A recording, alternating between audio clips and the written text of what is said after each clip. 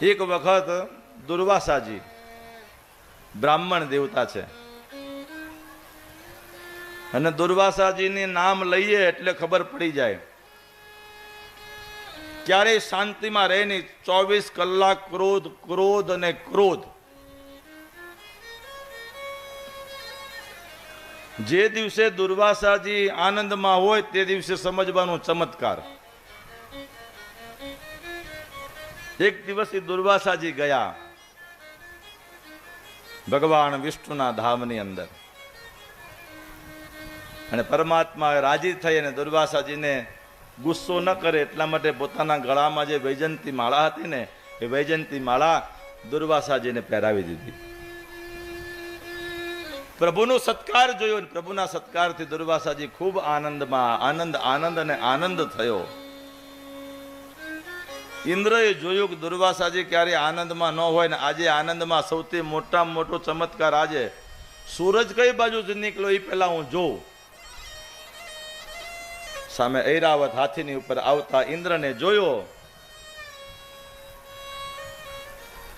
લે દુર્વાસાજીને પણ પછી ઉમળકો આવ્યો, અને ઉમળકો આવ્યો એટલે પોતાના ગળામાં જે વૈજયંતી માળા હતી એ માળા પોતાના ગળામાંથી કાઢી ઇન્દ્રને પહેરાવી. આમ ઘા કર્યો ત્યાં હાથીની ઉપર ઇન્દ્ર હતો, એ માળા ગઈ ઐરાવત હાથીના મસ્તક ઉપર, ને ઐરાવત હાથીએ સૂંઢથી એ માળાને નીચે નાખીને એની ઉપર પાછો પગ મૂક્યો. ભગવાનની માળાનો અનાદર થયો. આનો ગુસ્સો પાછો દુર્વાસાજીને જાગ્યો, અને ઇન્દ્રને શ્રાપ આપ્યો કે તને તારી સત્તા સ્વર્ગનું જે અભિમાન છે એ સત્તા અને સ્વર્ગનું રાજ્ય તારાથી દૂર ચાલ્યું જશે. દૈત્ય ગુરુ શુક્રાચાર્ય છે ને એને ખબર પડી કે અત્યારે ચડાઈ કરો, આની પર બ્રાહ્મણનો શ્રાપ છે. કારણ કે બ્રાહ્મણનો શ્રાપ આની પર જ્યાં સુધી હશે ત્યાં સુધી સ્વર્ગની ઉપર ઇન્દ્ર સ્વર્ગના રાજ્ય ઉપર નહીં બેસી શકે.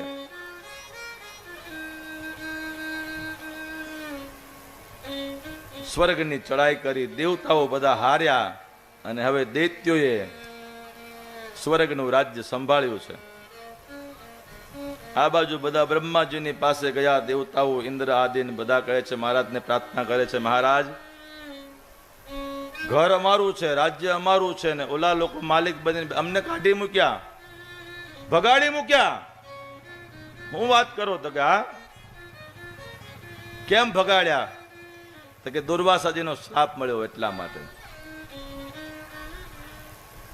હા તો સીધા રહેતા હો તો, બહુ સાચવતા હો તો બ્રાહ્મણોને. કહે છે મહારાજ હવે ક્યારેય ભૂલ નહીં કરીએ, તમે એક કામ કરો, આ વખતે અમને આમાંથી છોડાવી દો.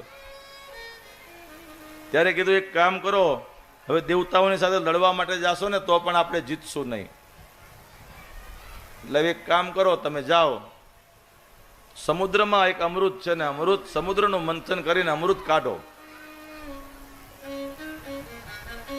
પણ સમુદ્ર મંથન માટે તમારે તમારા એકલાથી નહીં થાય, તમારા ભાઈઓની પણ જરૂરિયાત પડશે. દેવતાઓએ કીધું તો એ વાત નહીં બને મહારાજ. તો કેમ? બધું થાય પણ અમે બંને જણા ભેગા, અમે બે ભાઈઓ ભેગા નહીં થઈ શકીએ. તમે એક કામ કરો, ત્યાં જઈને વાત તો કરો,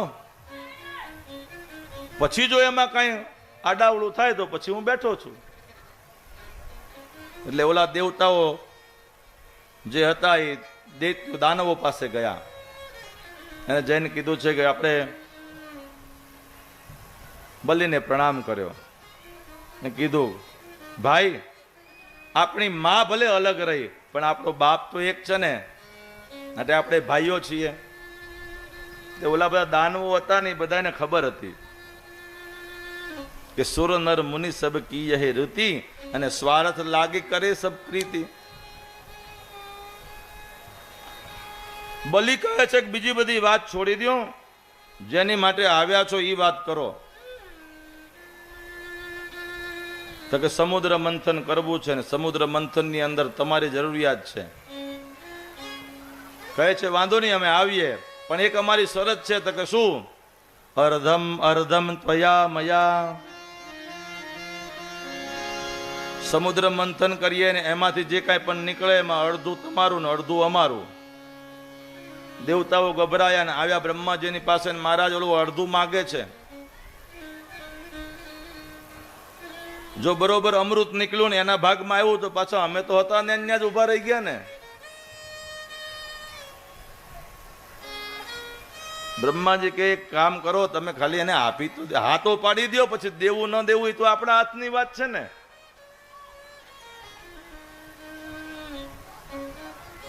ઓલા નેતા જેવું છે, નેતાજીએ કીધું ને કે મને 5 વર્ષ પછી તમે જીતાડશો, હું તમારા ગાળમાં બધાને નળ નાખી દઈશ.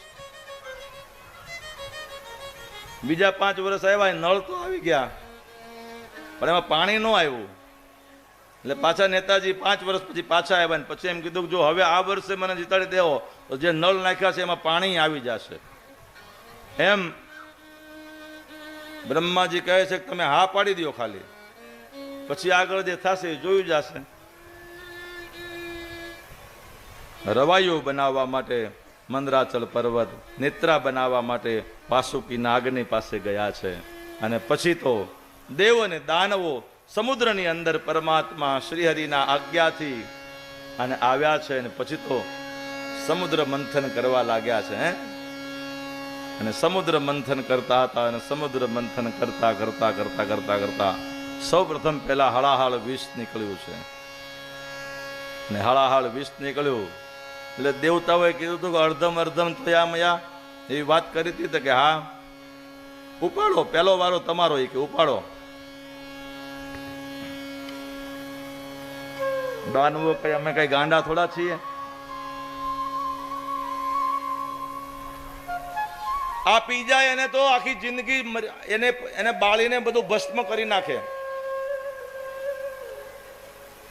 દાનવો કહે છે કે તમે અમારા મોટા ભાઈ છો, પહેલો વારો તમારો, તમે તો દેવતાઓ છો, તમારી યારે તો ભગવાન છે, એક કામ કરો તમે પી જાઓ. ત્યાં તો જુએ છે હાલાહલ વિષ જોત જોતામાં સંસારને બાળવા મળ્યું છે.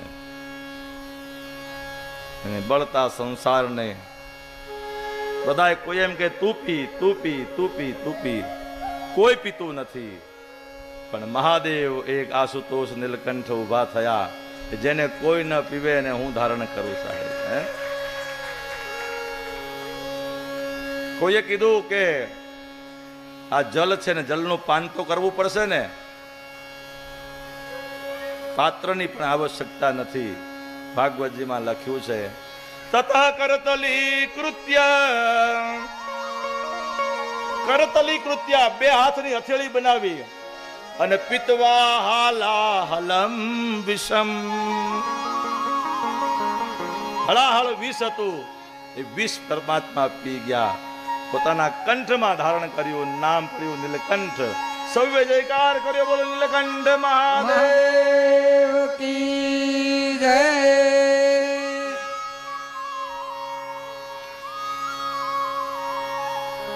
માટે ભગવાન મહાદેવ જેવું અવઢરદાની કોઈ નથી.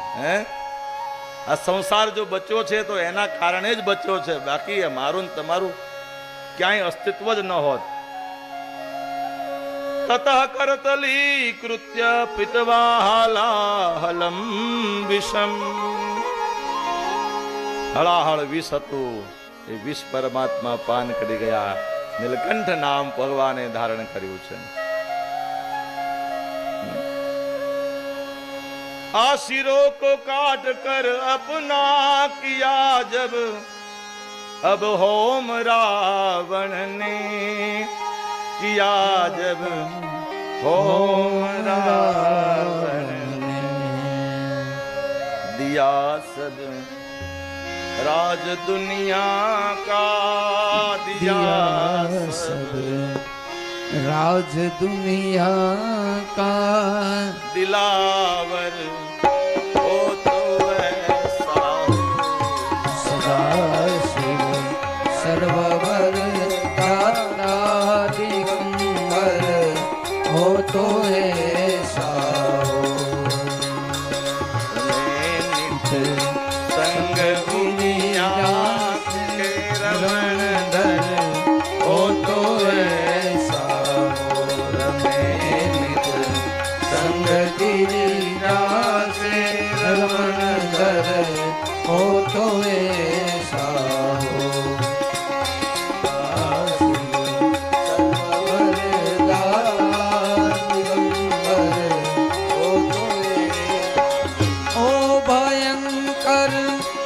शहर जब निकला सिरसा घर से मंथन से भयंकर शहर जब निकला सिरसा घर से मंथन से सिरसा घर के मंथन से धरा सब कंठ में पीकर धरा सब कंठ में पीकर विषधर हो तो ऐसा ओ सदा शिव सर्ववर दाता दिगंबर हो तो ऐसा हो नित संग गिरी जाके रमण धर हो तो ऐसा रमे नित संग गिरिदास रमण धर हो तो ऐसा हो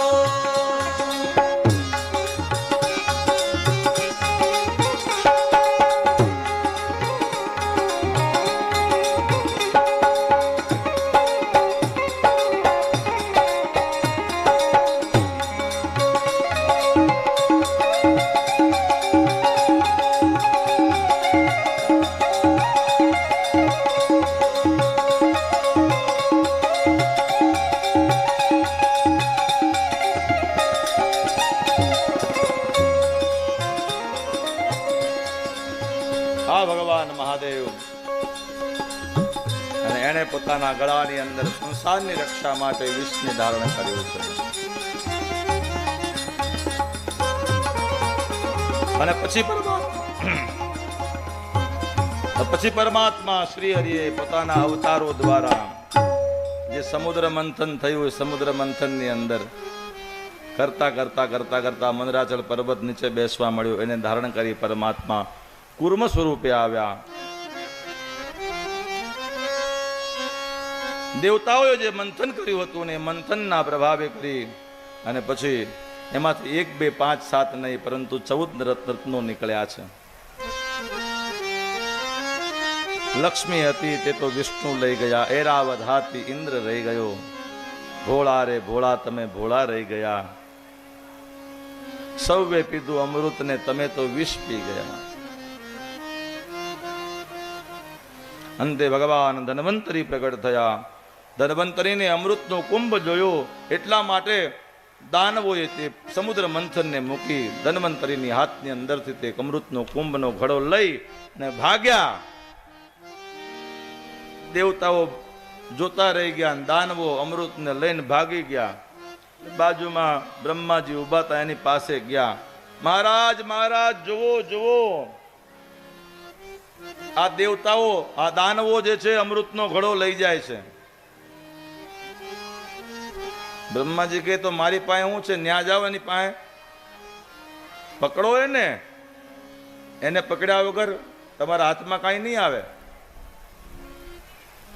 આગળ દાનવો પાછળ દેવતાઓ ઉભા રહ્યો. ઓલા ઉભા રે, હાથમાં મળી ગયું અમૃત. આ પીધા પછી તો હવે અમર થઈ જવાશે, કોઈની તાકાતથી અમને મારી શકે. ભગવાનને કહેરો છે કે આ દેવતાઓથી આમાં કાંઈ નહીં થાય, મારે જ પાછું આવવું પડશે. અને ભગવાન મોહીનું રૂપ ધારણ કરીને પધાર્યા છે. મોહીનું રૂપ લીધું ને એક સ્ત્રી બન્યા પરમાત્મા. હાથની અંદર કમળનું પુષ્પ છે અને આવી રીતે ફેરવતા જાય. દેવતાઓ દાનવો બધા આવ્યા ને હાથમાં અમૃતનો કુંભ છે ને જોયા એટલે મોહાણા. કારણ કે મન મોહન મૂરત તેરી પ્રભુ. એને જોયા પછી બીજા કોઈને જોવાની ઈચ્છા જ ન થાય, ચિત્ત ચોંટી જ જાય. એટલે પછી કીધું, દેવી તમે કોણ છો? તમને અત્યાર સુધી તો આ સ્વર્ગમાં ક્યારે જોયા તો નથી.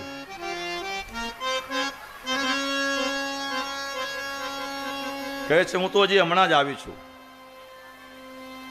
આપ કોણ છો? તો કે અમે કશ્યપજીના સંતાનો છીએ. આ તમારી પાછળ દોડે એ છે કોણ છે? તો કે એ પણ અમારા ભાઈઓ જ છે, પણ અમારી માં અલગ અલગ છે. કેમ દોડે છે કે અમારી પાસે અમૃત છે ને એટલા માટે. ભગવાન કહે છે કે એક કામ કરો, અમૃતનો ઘડો તમારા બંને ભાઈઓનો જે ઝઘડો છે એ ઝઘડો હું મટાડી દઉં? તો કે હા. 2 પંક્તિ બનાવો અને બેસો, તમને બધાયનું અમૃતનું પાન કરાવી દઉં. ભગવાને મોહિની સ્વરૂપ દ્વારા દેવતાઓને અમૃત પાયું, દાનવોને જળ પાયું. ખબર પડી રાહુ અને કેતુ રાહુ નામનો જે એક અસુર હતો તે દેવતાઓની પંક્તિમાં સૂર્ય અને ચંદ્રની વચ્ચે આવી ગયો અને એનો પરમાત્માએ મસ્તક છેદન કરી અને પછી તો યુદ્ધ થયું છે દેવ દાનવનું. અમૃતને પીધેલા જે દેવતાઓ હતા એ દેવતાઓને હરાવ્યા અને પછી સ્વર્ગનું રાજ્ય ફરીવાર પાછું પ્રાપ્ત થયું.